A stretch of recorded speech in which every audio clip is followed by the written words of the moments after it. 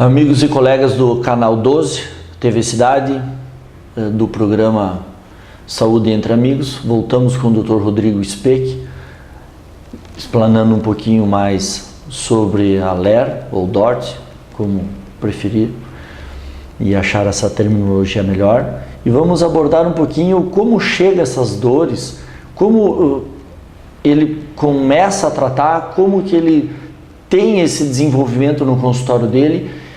E depois nós vamos falar um pouco da cirurgia, para finalizar essa situação, onde que pode chegar isso e a causa psicológica na empresa, na vida da pessoa. Suas palavras, doutor. Ao início da doença, né, que é o início insidioso, então a manifestação dos sintomas acontece daquela forma como eu estava falando, né? É uma dorzinha que às vezes a pessoa começa a sentir com o passar do tempo um pouco de formigamento nas mãos, ou pode começar a perder um pouco da força, às vezes derrubar alguma coisa na mão sem perceber, mas o sintoma que é mais marcante mesmo para a maioria das pessoas é a dor pelo desconforto que ela provoca. E conforme esse sintoma então vai gradualmente crescendo, né, é o que leva as pessoas a procurar por auxílio mesmo, por tratamento. E quando se recebe a pessoa no consultório, né, como toda consulta médica, uma parte importante é a entrevista da pessoa, a anamnese, a gente procurar conversar, né, conhecer do histórico da pessoa, há quanto tempo, como é que os sintomas começaram, há quanto tempo que ela vem sentindo, né, quais são os fatores de agravamento, de melhora desses sintomas, no que a pessoa trabalha, há quanto tempo ela vem trabalhando com aquilo, quais são os movimentos que ela faz, né, e o que ela procura fazer para buscar ter algum alívio daquilo ali. E daí se interar a respeito daquilo que já foi feito, se ela já passou por algum médico anteriormente, com relação aos exames complementares que já foram feitos, aos remédios que ela já tomou, os tratamentos que ela já fez, para procurar orientar a gente no sentido assim de fazer coisas que não tenham sido feitas ainda antes e que já mostraram que não deram resultado. Então, dentro disso também, o exame físico, né, que vem na sequência da entrevista, ele na maioria das vezes ele é revelador, para mostrar e caracterizar a imensa maioria das doenças que se manifestam nessa categoria da LER. E grande parte dessas doenças, elas não têm necessidade nem de exames complementares para a gente poder chegar ao diagnóstico delas.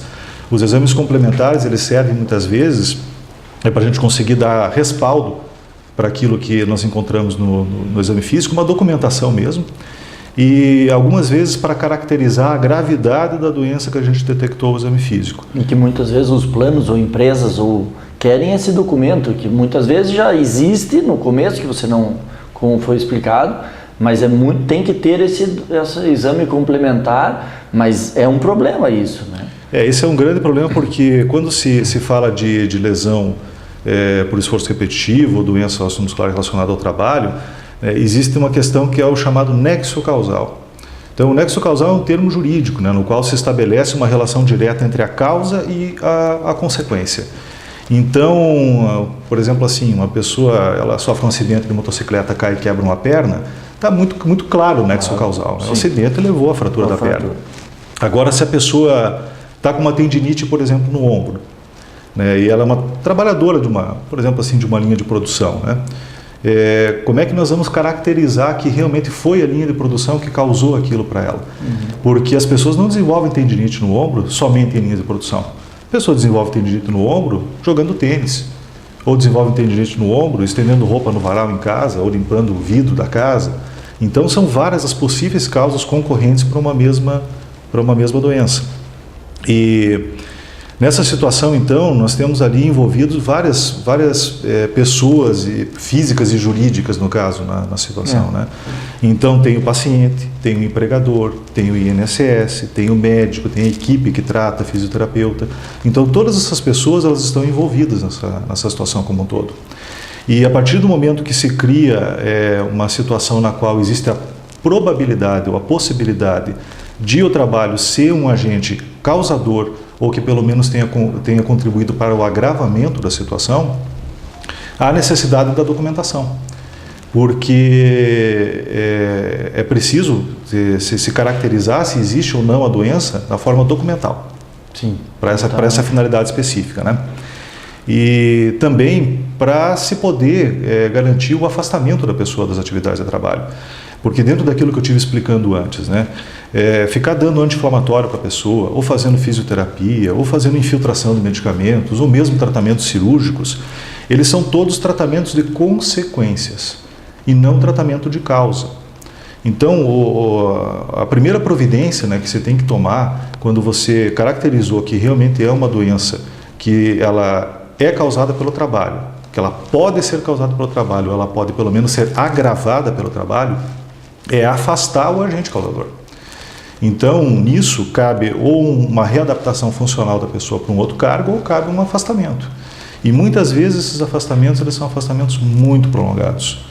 Então, como eu falei antes, às vezes as doenças elas não são curáveis, elas são doenças tratáveis.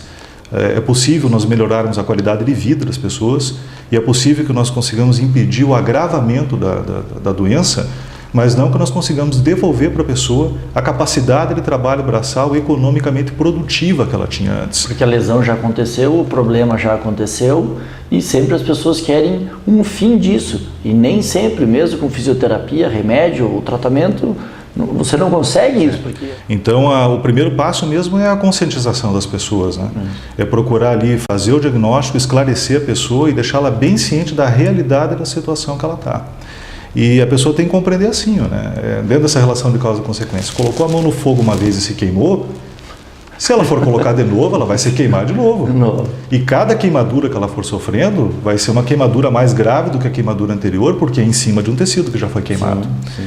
Então, não adianta querer tratar a pessoa, melhorar essa pessoa e fazer com que ela volte a desempenhar exatamente as mesmas funções que ela desempenhava antes e que levaram ela a desenvolver a doença. E vai voltar a ter o mesmo problema. Vai voltar, e assim, não vai voltar a desenvolver a doença demorando um espaço de tempo muito longo.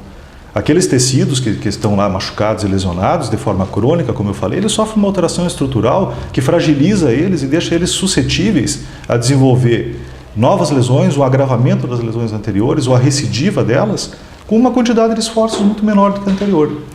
Então, muitas vezes a pessoa não consegue nem voltar a trabalhar numa atividade readaptada.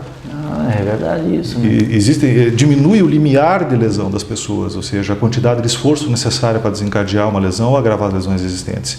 Então, às vezes, se não é detectado e afastado a pessoa do trabalho daquela atividade logo no início, a probabilidade é que a doença se perpetue e depois ela acabe se tornando inapta até para funções com uma quantidade de esforço menor do que a anterior.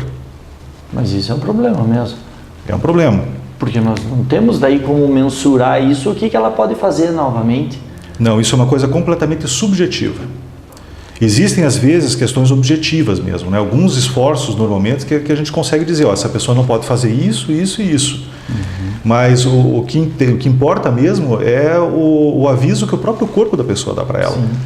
E o papo é muito bom e passa rápido, então logo voltamos no próximo bloco com mais explicações do Dr. Rodrigo Speck aqui no TV Cidade.